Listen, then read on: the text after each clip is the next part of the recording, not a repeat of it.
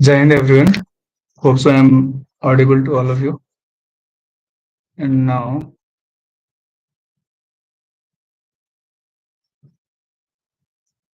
is this screen is visible?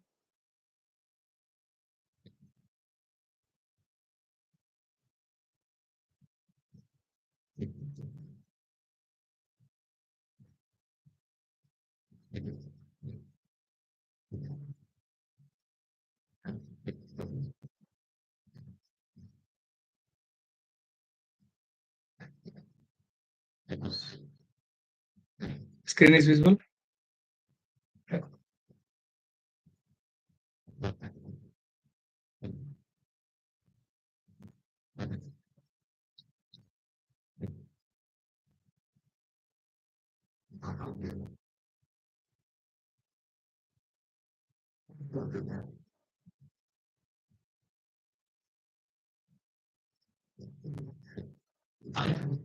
Okay.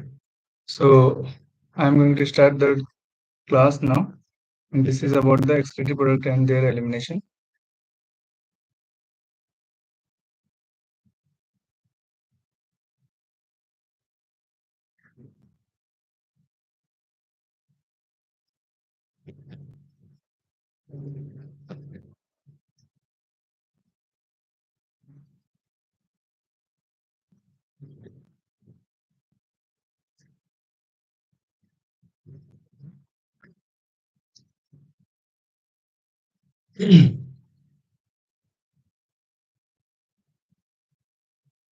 Let me connect with my mobile, then we'll start the class.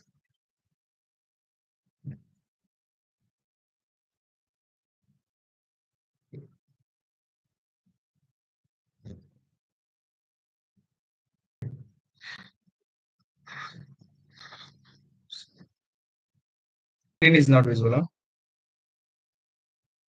Let me know. This screen is visible. Now it is visible. We will.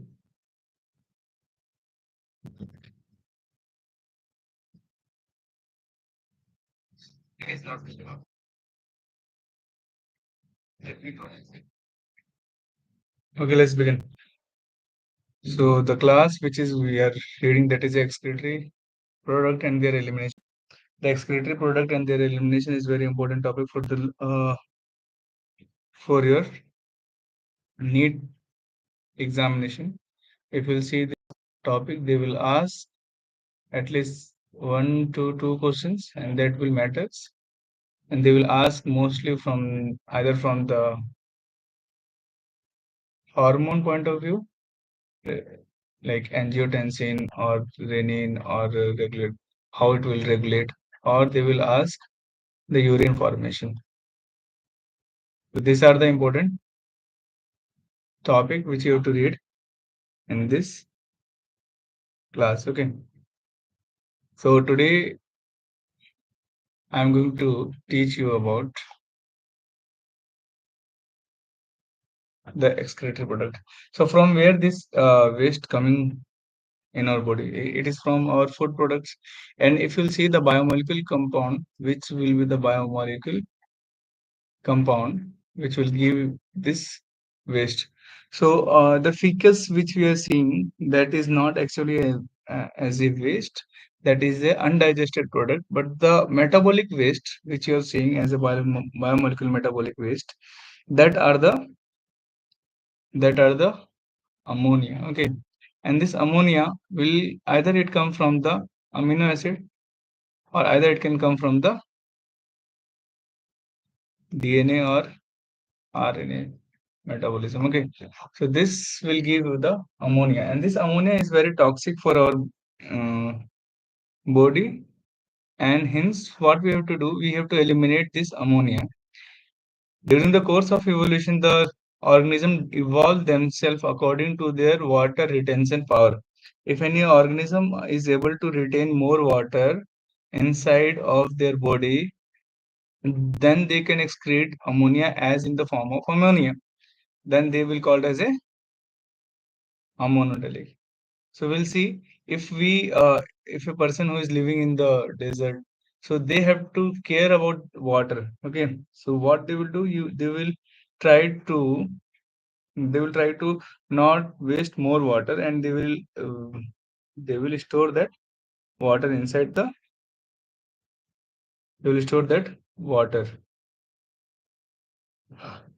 Got it? This is the simple thing. Now if we'll go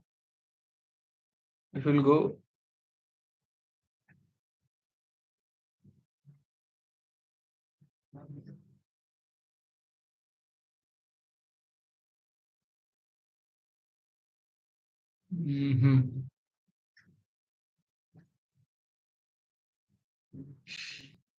So for the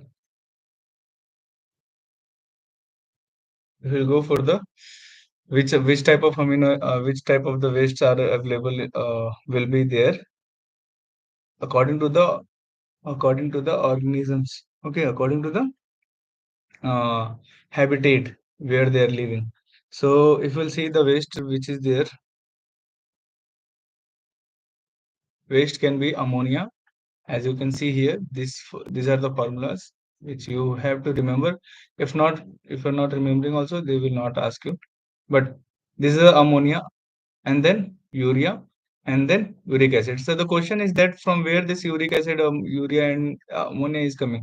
So we said the first metabolic waste will come from the amino acid, or the DNA, RNA will be what? That will be ammonia only. Okay, and now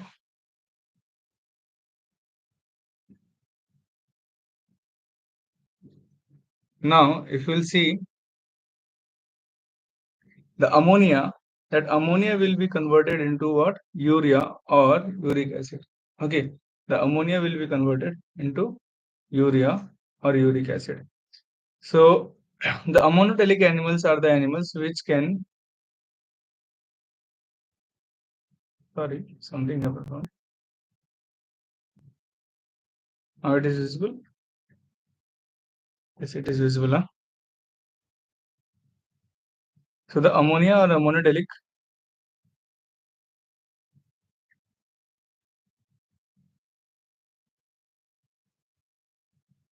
animal, we are seeing a monotelic animal. Those are animals which are those animals which can synthesize, which have the more water retention potential. So they can lose ammonia in the form of water, in the form of ammonia only. Okay, so they have abundant water. Okay, got it? This is the important thing. The example of monotelic animals are the bony fish, aquatic, and amphibians.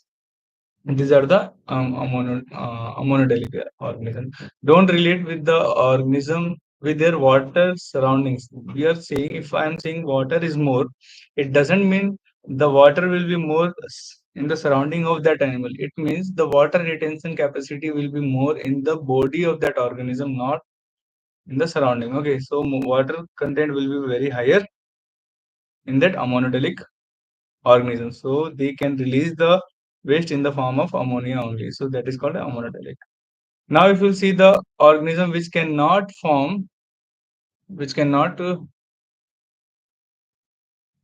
retain more water, they have to store their water. Okay, their water can their water retention capacity will be less, and they don't have very much of water. So they will convert the ammonia. They will convert the ammonia into the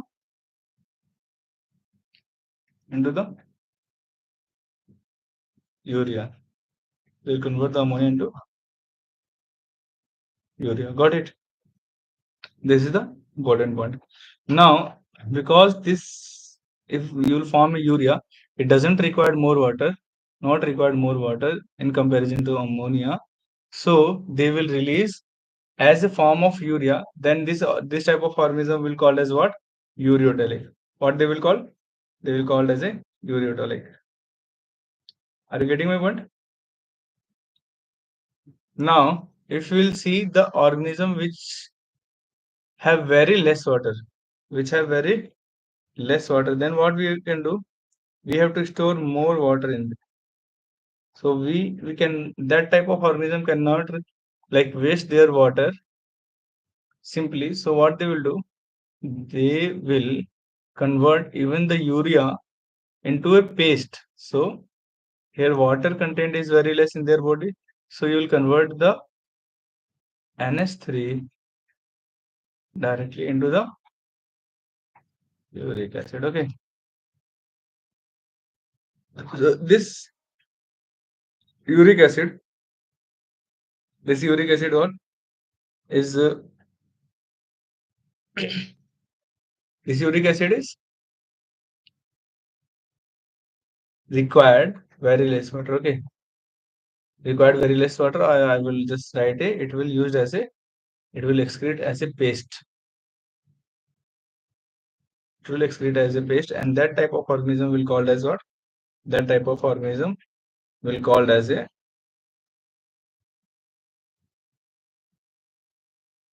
that type of organism will called as uricotelic organism. And the example of the uricotelic, these are the NCERT example, and these are very important example. You have to remember it. This NCERT example are very important example. Okay. So these organisms are called as uricotelic. Reptiles, birds, and land snails are called as a uricotelic. Now, as we go ahead, then we found according to the habitat, the organism are divided into ammonotelic, ureotelic, or uricotelic. Am I clear to you?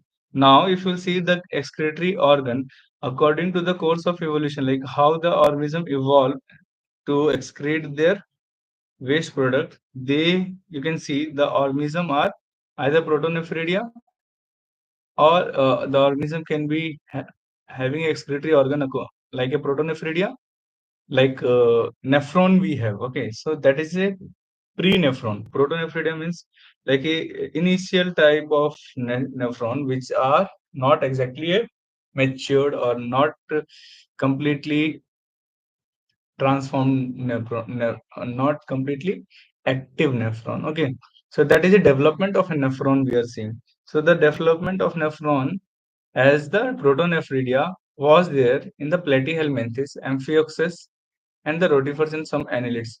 So you can see this is the small tubular structure here. It is mentioned. This is the called protonephron.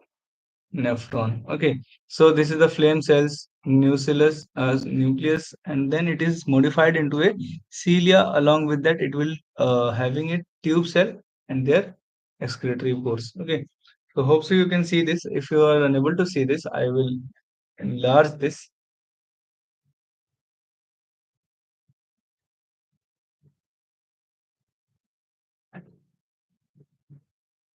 Now you can see. For sure, now you will see. Okay, so this is visible now. So we are seeing this structure we are seeing. Okay, this structure is modified here. The nucleus flame cell is modified into a protonephridia, and that flame cells will be continued with the cilia and then tubule, and then tubule will eliminate the waste by the excretory pore. So this is the protonephridia. Now, example is very important for your examination point of view.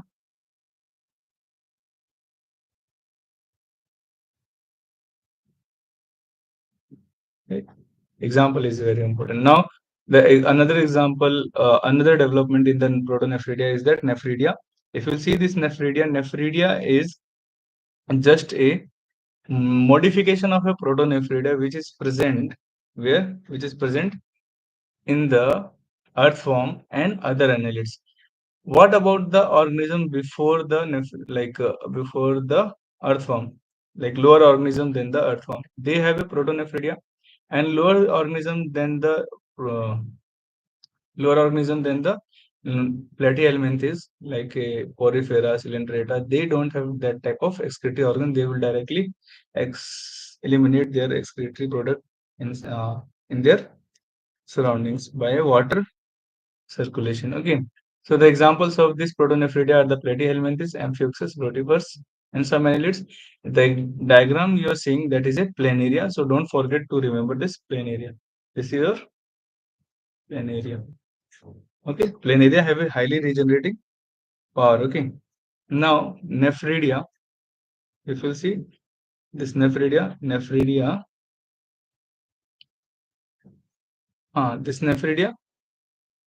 have the this present in the earthworm and the another annelids. Okay, this is simple only.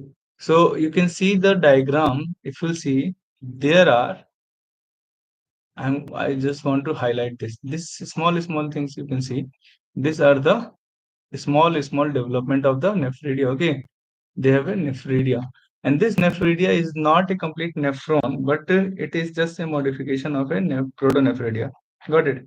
So you can see here, that is a vasa recta kind of a structure, like a capillaries, red blood cells, sorry, blood vessels are coming, and it is occupying all the tubules. So it will make a reticulate structure, network like structure around the tubule, and that will help in the osmoregulation, okay, and in their elimination. So you can remember it. This protonephridia will only help in the osmoregulation. Okay, it will help in the osmoregulation. This will also help in the osmoregulation and their elimination. Okay, so this will be used for the osmoregulation. Now, Malpighian tubule. This Malpighian tubule, this Malpighian tubule is just one step modified form of the proton form of the nephridia. And this Malpighian tubule, if you'll see, there is a small branching is coming out of this midgut. Okay, this branching is called as a Malpighian tubule, and it is a not one or two or three. It is a more in number. Okay, so these are the Malpighian tubule. Okay, now next is a just this Malpighian tubule will be present in the insects and the cockroach, and if you will see this insects and cockroach, it will see this insect and cockroach. You will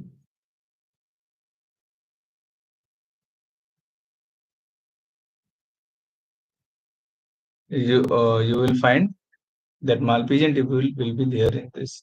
But in all arthropods, this Malpighian tubule will be not present.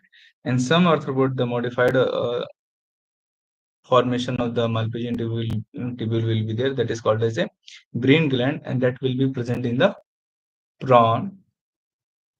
That will be present in the prawn and crustaceans. Okay, crustaceans. Actually, if you'll see, it's not written in the NCERT, but if you'll see, the mollusca or the some annelids, they have a metanephridia. Okay, protonephridia, then metanephridia. So the metanephridia is what? Metanephridia is just a uh, one developed structure of the protonephridia. So in mollusca also, if you'll ask me, mollusca, which kind of excretory organ will be present? So in mollusca, there that will be protonephridia. Okay, what will be there? Sorry, metanephridia.